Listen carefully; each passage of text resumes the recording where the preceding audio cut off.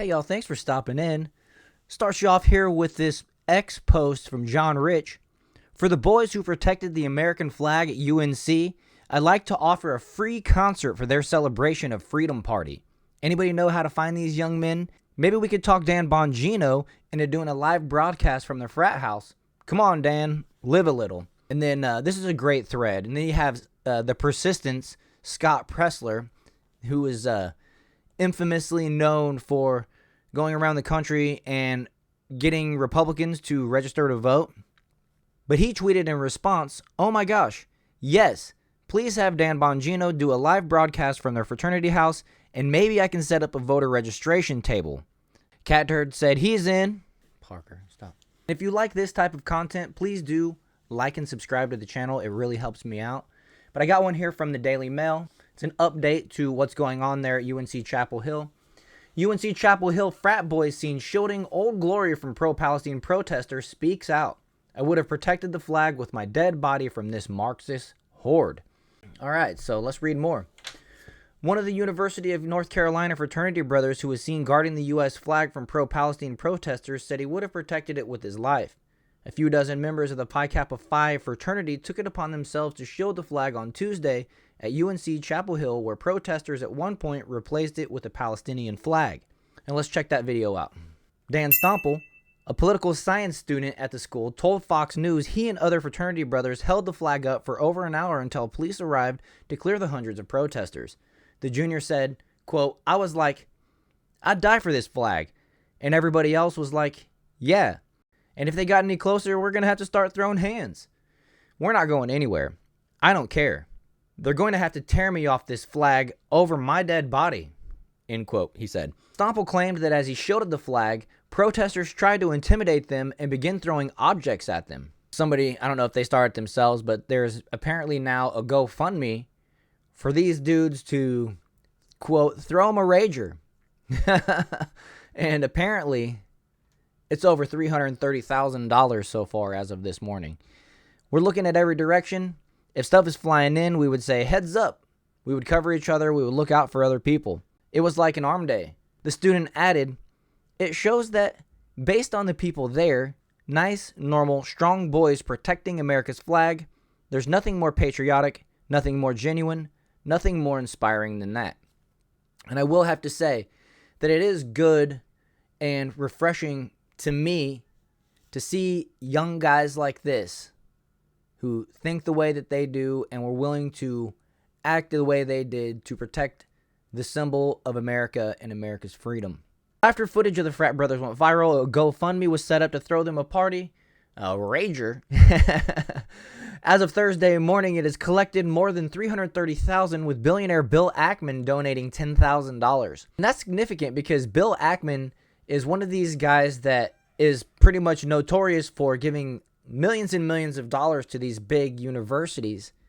And he was recently highlighted in the news when he stopped giving money to Harvard over Claudine Gay's actions and words, the former president over there. Guillermo Estrada, another of the young men seen shielding the flag, said the day had been sad yet empowering, and that he had become upset over seeing the Palestinian flag raised on campus. You see some more pictures here of these guys as I scroll down. And Hugh wrote, "I cannot say I am fully educated on the Israel-Palestine conflict, but it upset me that my country's flag was disrespected in order to advocate for another," which I wholeheartedly agree with. Shortly after Chancellor Roberts came with police officers to hang the flag once again, they were met with profanity, middle fingers, thrown bottles, rocks, and water. And we'll take a look at that video right now.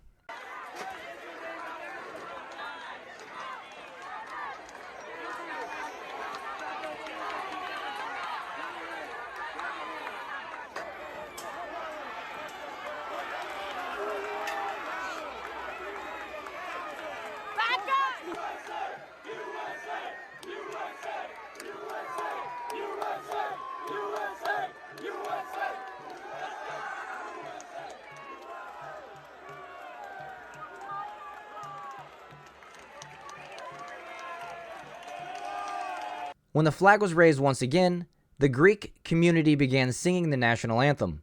As the chancellor left, The quad erupted into chaos as protesters began removing the flag once again, preparing to destroy it. My fraternity brothers and others ran over to hold it up in order for it not to touch the ground. People began throwing water bottles at us, rocks, sticks, calling us profane names. We stood there for an hour defending the flag so many fight to protect. And I'm proud of you guys. You guys did an excellent job, and I'm glad nobody got hurt in the process. You guys deserve all the good things that come your way in the wake of this incident.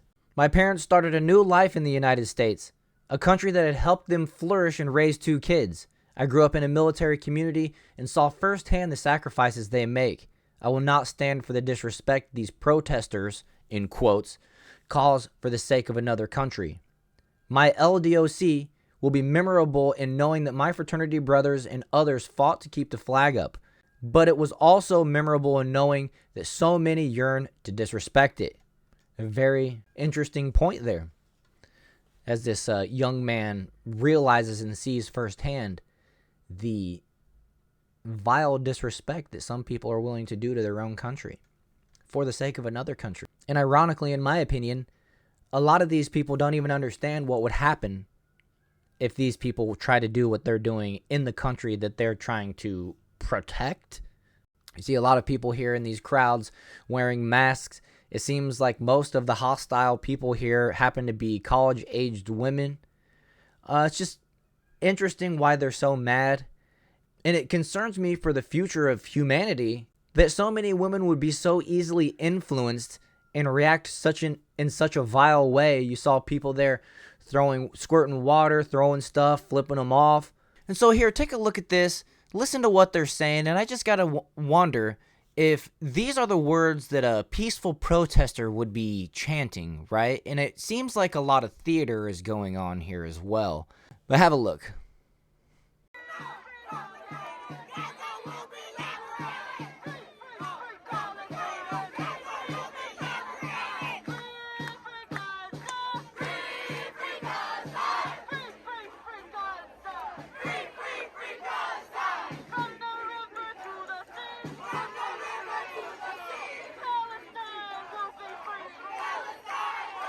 Probably a lot of these folks who are protesting aren't in reality students at the school that they're at, aren't really legitimate students. But nevertheless, these students are out here supporting it. Not all of them, as we see from these frat guys. Let's take a look at one of the other frat brothers who goes by the name Alex Jones. Said on X, "For me, protecting the flag was not about taking a stance within the ongoing Israel-Palestine discourse. I recognize the pain and suffering experienced by both sides of that conflict, but my decision yesterday to protect the flag of the United States was not about any other nation. It was simply about the importance of our own country and the values we believe in. I believe in the right to free speech and peaceful protest. I am honored to give back to the nation that has given me and my family countless opportunities. I owe everything to the hard work of my parents and the great nation, and I'm proud to be among those who stood up for it yesterday. I am proud to be an American." Brandon Rosenblum Jr. said, "It was important that I stood there with the Israeli flag because Israel and America work side by side." Rosenblum added, "Fraternity members get a bad rap, but in the end, we have a brotherhood and a belief of who we are. All of us felt that America and the American flag, and for me, the Israeli flag represented what I believe in." Following the chaos, classes were canceled for the rest of the day and non-mandatory operations were suspended. Police had moved in to clear out an encampment and detained some of the protesters in a tense showdown. The Daily Tar Heel reported that 36 protesters were detained within the encampment. 6 of those 36 were later arrested and transported to a local magistrate's office. The outlet said with all 6 charged trespassing before being released. The university said 3 of those arrested had been students, while the other 3 were not affiliated with the school. I don't spend a lot of time or any time on college campuses.